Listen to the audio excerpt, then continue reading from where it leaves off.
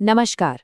आज हम एक ऐसी टेक्नोलॉजी की बात करेंगे जो हमारी दुनिया को चलाती तो है, पर अक्सर हमारी नज़रों से छिपी रहती है। जी हाँ, आज हम न्यूमैटिक एक्चुएटर्स की दुनिया में गोता लगाने वाले हैं।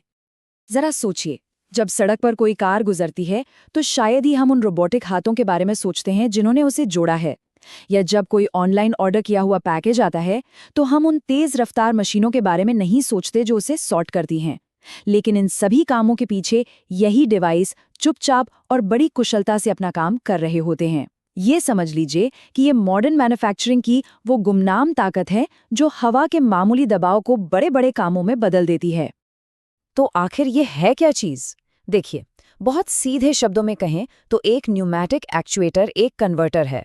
ये मामूली हवा लेता है, उसे कंप्रेस करता है, मतलब दबाता है, और फिर उसी दबाव की ताकत का इस्तेमाल चीज़ों को धकेलने, खींचने, उठाने या फिर घुमाने के लिए करता है। है ना कमाल की बात? कितना सरल लेकिन कितना शक्तिशाली सिद्धांत है। चलिए अब इसे और गहराई से समझना शुरू करते हैं। हम ये जानेंगे कि जिस हवा में हम सांस लेते हैं वो इतनी ताकतवर कैसे बन जाती है कि भारी भरकम मशीनरी को भी चला सके। ये सवाल आप कह सकते हैं इस पूरी टेक्नोलॉजी की जान है, और इसका जवाब छिपा है एनर्जी के एक रूप से दूसरे रूप में बदलने में। ये कोई जादू नहीं है, ये तो सीधी साधी फिजिक्स है। ठीक है, तो चलिए इसे और बारीकी से समझते हैं। देखिए, जब आप हवा को किसी टैंक में जबरदस्ती भरते हैं तो आप उसमें पोटेंशियल एनर्जी जमा कर रहे होते हैं। मतलब ये एक स्टोर्ड एनर्जी है जो काम करने के लिए बस तैयार बैठी है, ठीक वैसे ही जैसे एक खींचा हुआ रबर बैंड। अब एक्चुएटर्स एक गेट की तरह काम करता है जो इस जमा की हुई एनर्जी को बाहर निकालता है और उसे काइनेटिक एनर्जी यानी कि गति, मोशन में बदल देता है। और ये मोशन या तो सीधी लाइन में हो सकता है, जैसे किसी चीज को आगे धकेलना, या फिर गोल गोल घूमने वाला, जैसे किसी वाल्व को घुमाना। तो चलिए सबसे बेसिक वाले एक्चुएटर्स से शुरू करते हैं। यहीं पर न्यूमैटिक्स की सादगी और खूबसूरती सही मायनों में देखने को मिलती है। इसका नाम ही सब कुछ बता देता है, सिंगल एक्टिंग। मतलब ये बस एक ही काम करता है, और वो है एक दिशा में धकेलना या खींचना। जब हवा अंदर जाती है तो ये पिस्टन को बाहर की तरफ धकेलती है, लेकिन वापस आने के लिए ये हवा पर निर्भर नहीं करता। अब ये काम कैसे करता है? बड़ा ही मजेदार है। इसकी सादगी को देखिए। ये लगभग एक पार्टी ब्लोअर की तरह है। आप उसमें फूंक मारते हैं और हवा उसे सीधा कर देती है। जैसे ही आप हवा छोड़ते हैं वो अपने आप वापस सिकुड़ जाता है। यहाँ पर वापस सिकुड़ने का काम एक अंदर लगी स्प्रिंग करती है। हवा अंदर गई, काम हुआ। हवा बाहर निकली, स्प्रिंग ने उसे वापस अपनी जगह पर पहुंचा दिया। कितना आसान है। तो भाई इस तरह की चीज का इस्तेमाल होता कहाँ है? उन कामों में जहां आपको बस एक झटके वाली एक तरफा एक्शन की जरूरत हो। सोचिए, एक असेंबली लाइन पर किसी पुर्जे को कसकर पकड़ना है, यानी क्लैंपिंग करनी है, या फिर कोई तैयार माल कन्वेयर बेल्ट से बाहर धकेलना है। इसका सबसे बड़ा फायदा तो ये है कि ये हवा बचाता है, क्योंकि ये सिर्फ आधे काम के लिए, मतलब बाहर धकेलने के लिए हवा का इस्तेमाल करता है। लेकिन हाँ, इसकी कुछ कमियां भी हैं। वो जो अंदर स्प्रिंग लगी है वो हर वक्त थोड़ा सा तो पीछे की ओर जोर लगाती ही है, जिससे कुल ताकत थोड़ी कम हो जाती है। और उस स्प्रिंग को रखने के लिए भी तो जगह चाहिए, जिससे सिलेंडर की लंबाई बढ़ जाती है। तो सिंगल एक्टिंग की जो सीमाएं थीं, उन्हें दूर करने के लिए इंजीनियरों ने क्या किया? उन्होंने एक ऐसा डिजाइन बनाया जो दोनों दिशाओं में, आगे भी और पीछे भी, पूरी ताकत देता है। ये स्लाइड तो एकदम साफ साफ बताती है कि दोनों में क्या फर्क है। सबसे बड़ा फर्क है वापसी के स्ट्रोक में। सिंगल एक्टिंग में स्प्रिंग वापसी का काम करती है, लेकिन डबल एक्टिंग में हवा ही पिस्टन को आगे धकेलती है और हवा ही उसे वापस खींचती है। इसके लिए जाहिर है दो एयरपोर्ट चाहिए होते हैं, एक हवा को अंदर भेजने के लिए और दूसरा बाहर निकालने के लिए। इसका मतलब ये हुआ कि आपके पास दोनों दिशाओं में पूरा कंट्रोल और पूरी ताकत है। आप ये कंट्रोल कर सकते हैं कि कोई चीज़ कितनी तेजी से बाहर जाए, और ये भी कि वो कितनी तेजी और कितनी ताकत से वापस आए। तो इस ज़्यादा पावरफुल सिलेंडर के अंदर आखिर होता क्या है? क्या चीज़ इसे इतना बेहतर बनाती है? चलिए इसके पुर्जे पुर्जे अलग करके देखते हैं कि ये कैसे काम करता है। तो यहाँ हम एक डबल एक्टिंग सिलेंडर के अंदर झांक रहे हैं। ये जो बैरल है, इसे आप मुख्य बॉडी या घर समझ लीजिए। पिस्टन वो डिस्क है जो हवा के दबाव से इस घर के अंदर आगे पीछे घूमती है। पिस्टन रॉड वो हिस्सा है जो सिलेंडर से बाहर निकलकर असली काम करता है, जैसे किसी चीज को धकेलना। और फिर आती है सबसे जरूरी चीज, सील्स। ये पक्का करती हैं कि हवा लीक न हो और सारा का सारा दबाव काम में लगे। ठीक वैसे ही जैसे आपके बाइक के टायर में लगा हुआ वाल्व हवा को बाहर नहीं निकलने देता। और आखिर में ये जो टाई रॉड्स हैं ये पूरी की पूरी असेंबली को मजबूती से पकड़ कर रखते हैं ताकि ज्यादा दबाव में भी ये बिखर ना जाए। अब देखिए, जब आप हवा से इतनी ताकत और रफ्तार पैदा करते हैं तो भाई एक दिक्कत तो आती ही है। जब पिस्टन अपनी पूरी रफ्तार से स्ट्रोक के आखिर में पहुंचता है तो वो बहुत जोर से टकरा सकता है। इससे ना सिर्फ बहुत ज़्यादा शोर होता है बल्कि वक्त के साथ साथ सिलेंडर को नुकसान भी पहुंच सकता है।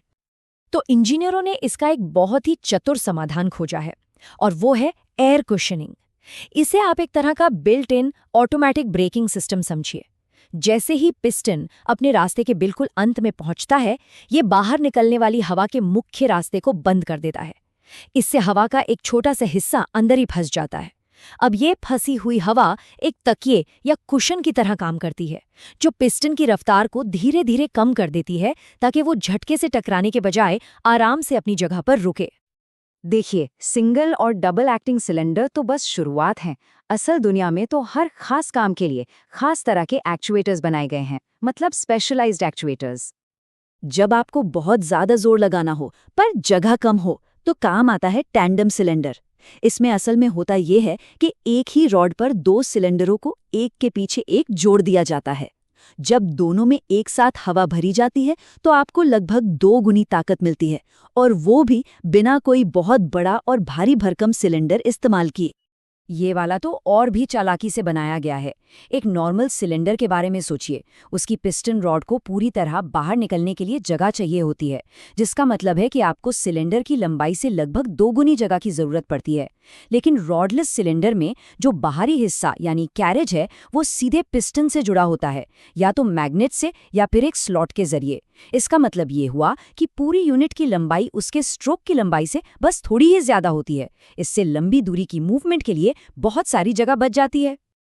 अब हर काम सीधी लाइन में तो होता नहीं है ना, कभी कभी चीजों को घुमाना भी पड़ता है, जैसे किसी वॉल्व को खोलना या किसी पुर्जे को पलटना।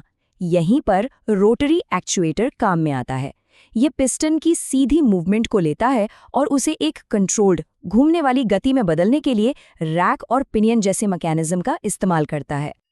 अब जब हम अलग अलग तरह के एक्चुएटर्स को जान गए हैं तो असली चुनौती आती है कि किसी काम के लिए सही वाला चुने कैसे।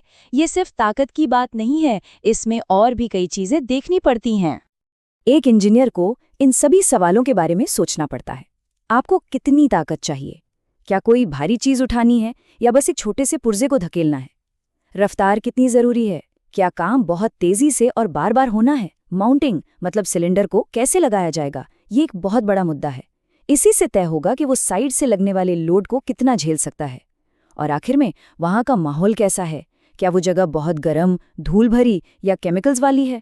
इन सब चीजों के लिए स्पेशल मटेरियल और डिजाइन की जरूरत पड़ सकती है। और हाँ, यहीं पर न्यूमैटिक्स अक्सर इलेक्ट्रिक या हाइड्रोलिक सिस्टम से बेहतर साबित होते हैं, क्योंकि ये हवा से चलते हैं, इसलिए ये उन जगहों पर ज्यादा सुरक्षित होते हैं जहां बिजली की एक चिंगारी से भी आग लगने का खतरा हो।